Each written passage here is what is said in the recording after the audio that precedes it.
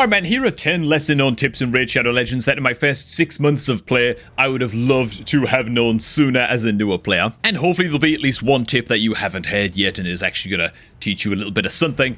And moreover, if there's any crazy tips that newer players should know that I don't cover in this video, make sure to drop them in the comments, man. Let's help each other out. Okay, first of all, fusing champions, okay? There is a correct time to fuse champions. That is during either champion chase tournaments or during CVC. There's actually a CVC right now, and so if we wanted to absolutely inflate the hell out of our points, then acquiring champions right now would be an optimal time to do so, especially if there are personal rewards on the table in the CVC. In this particular CVC, well, actually, we'll get to that tip in just a little bit. But TLDR, just be in no rush to fuse the champs that you have ready to roll. Especially as a newer player, there are going to come things like champion chase tournaments where you just don't have the shards available, or you're really struggling to have the amount of shards available to acquire the points that you need from these tournaments, and being able to fuse champs is just a free dose of tournament points, so make sure not to squander them. Next up, make sure to use the Raid Shadow Legends calendar on the Plarium Play launcher. It was astounding to me how many people don't actually use this, but all you gotta do is launch your Plarium Play launcher, as you can well see here,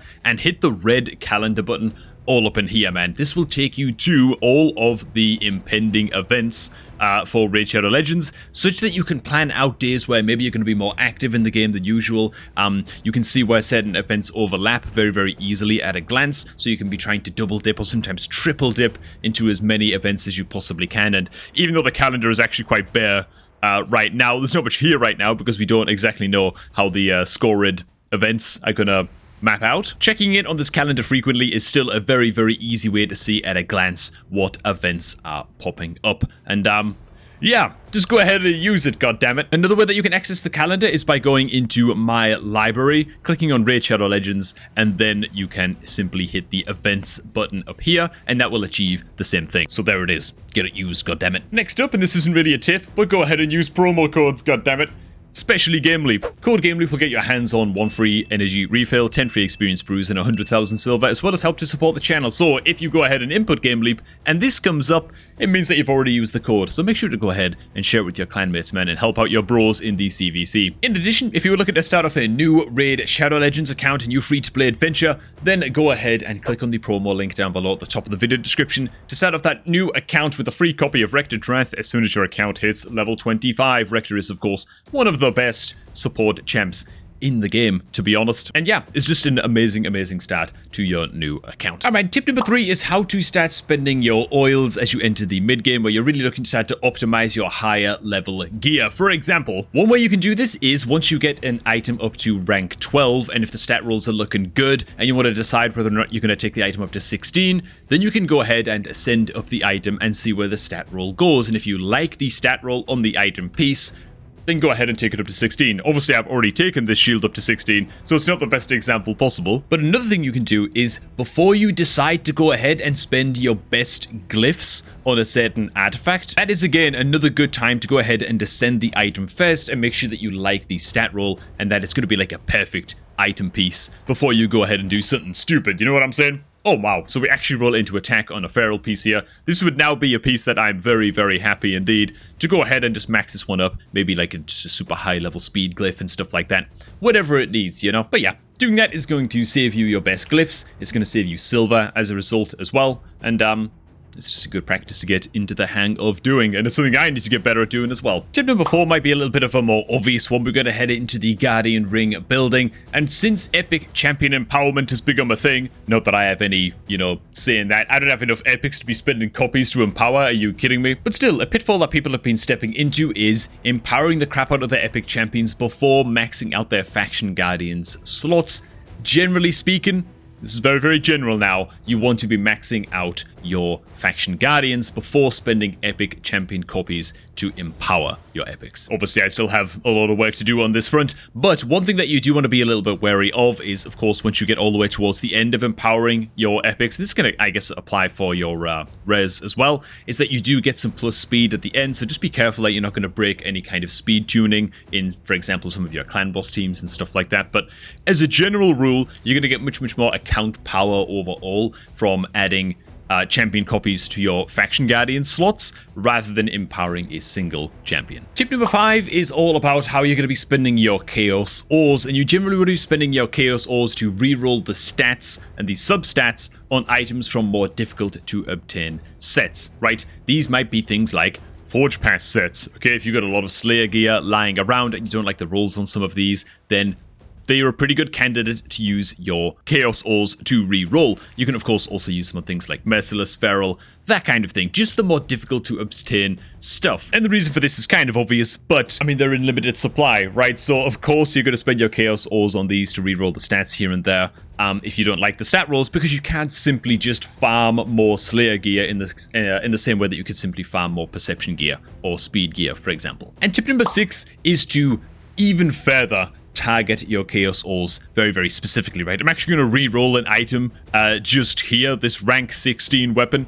We're going to re-roll this one live, man, for a very, very specific reason just now, and you can probably tell by looking at the stats. But you want to generally focus your Chaos Ores on weapons, headpieces, and shields. Why these 3? Because their primary stats are always fixed. The primary stats, right, in the case of weapon being attack, cannot re-roll as a result of using a Chaos Ore. Whereas if you try and re-roll the stats on speed boots, for example, well, those speed boots might very, very quickly become flat HP boots, for example, and are just absolutely useless, right? Bomb in the worst way possible. But in addition, if you got a pretty good piece, or at least a piece that could have been pretty good because it triple rolled into something, but it triple rolled into something terrible like flat HP, like this one did right here, you can actually re-roll this item piece and the triple roll will persist. That means that this triple HP roll, it could re-roll into a triple roll of percentage attack, right? Or crit percentage, or crit damage percentage, or speed. And all of those would be very, very solid indeed. I've actually forgotten who it was who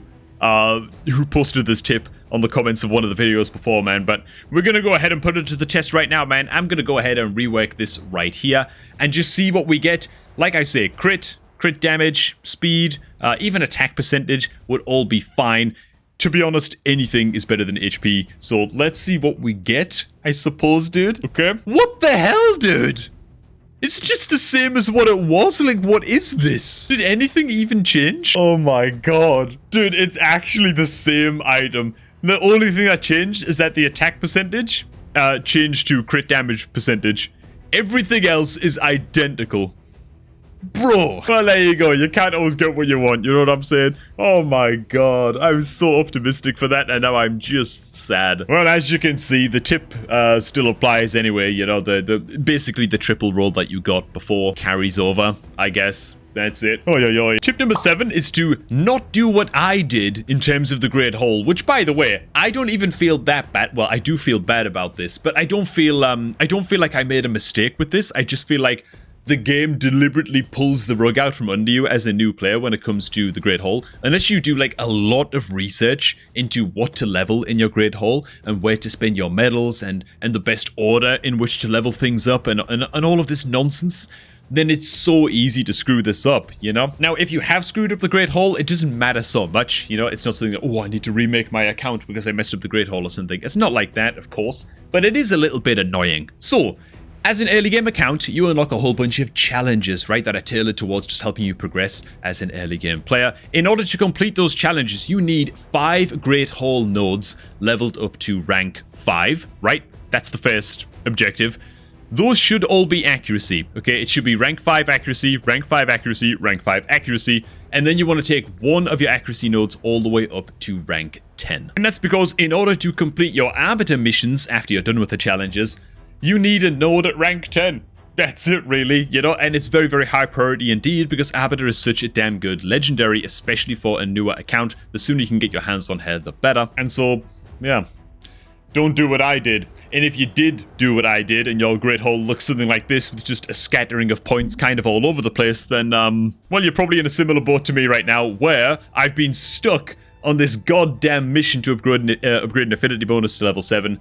For weeks now. I finally have enough medals now, of course, to get this one done. I'm just waiting for the end of the CVC to go ahead and dump those points. But yeah, it's been a while. Tip number 8, a couple of things I learned about Hydra recently. It's just been this kind of game mode that I've been trying to get into, and there's a hell of a lot you can do wrong in Hydra. Dude, a couple of tips that are very, very obscure indeed that you might not notice right off of the get-go is pay attention to the left Hydra head over here, right? We're about to cut this goddamn thing off. It's going to be awesome. But also pay attention to the Hydra's 10 meter up here in the top left. So when you cut off a Hydra head, you would imagine that it would reset the Hydra's 10 meter.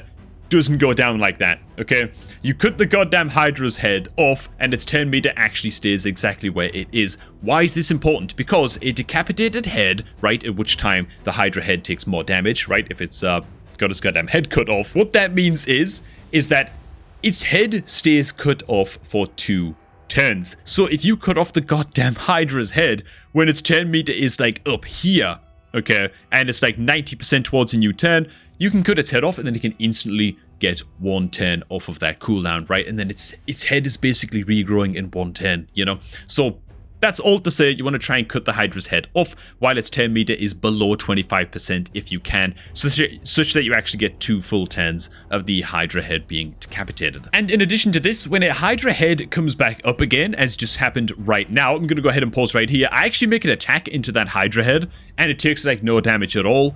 You can see the happy little blue protected buff that the Hydra head has right here.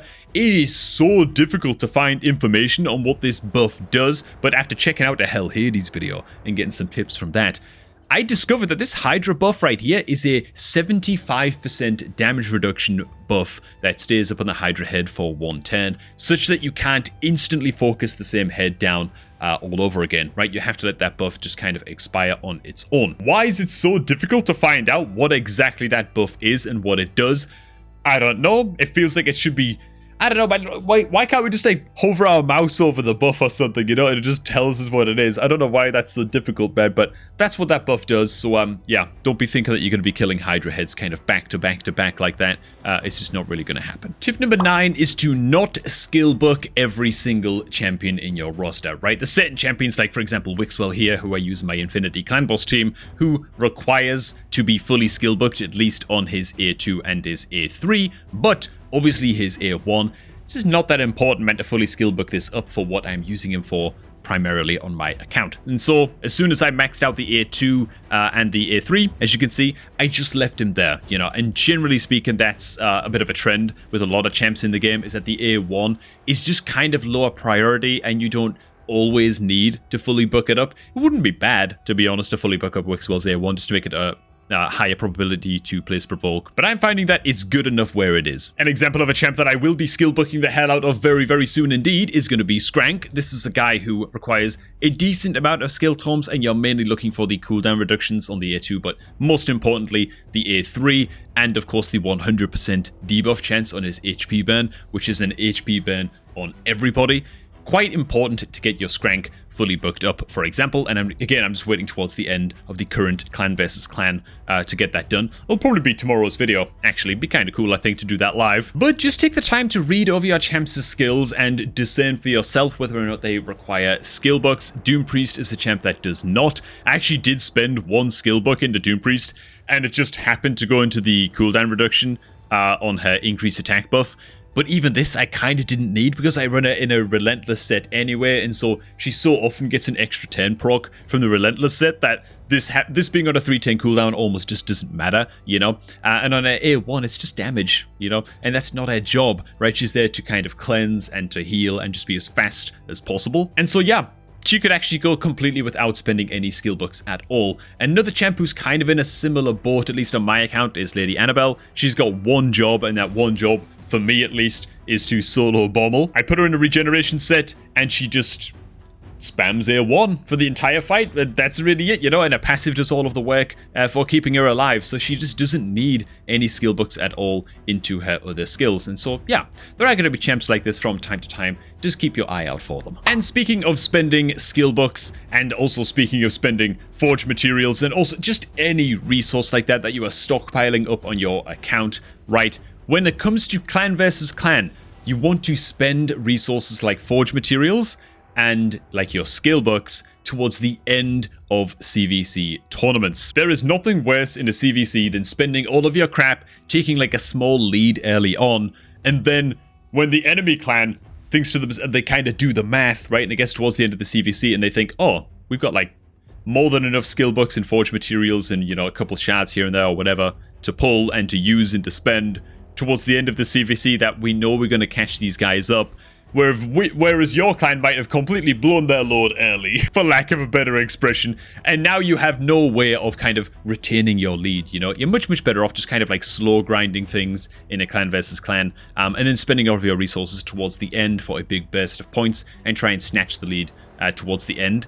At least in my view, I feel like that's the way that it's worked out in most of my CVC experiences so far, and you especially want to do this if there are personal rewards on the table. Not that my rewards are particularly high tier or anything, you know what I'm saying? But still, it would be nice to have my hands on these. Alright guys, I guarantee that I missed all kinds of tips that you perhaps know and that you would like to give to new players, and tips that are more obscure and kind of harder to put your finger on and might take you, you know, a year plus of playing Raid to really kind of figure out and internalize, and I'd love to hear about those in the comments down below. For now, thanks for watching. If you are looking to start off a new Raid account, then make sure to do so by clicking on the promo link down below at the top of the video description, man, to kickstart that new account with a free copy of Rector Drath as soon as your account hits level 25. Absolutely insane S tier epic support champ.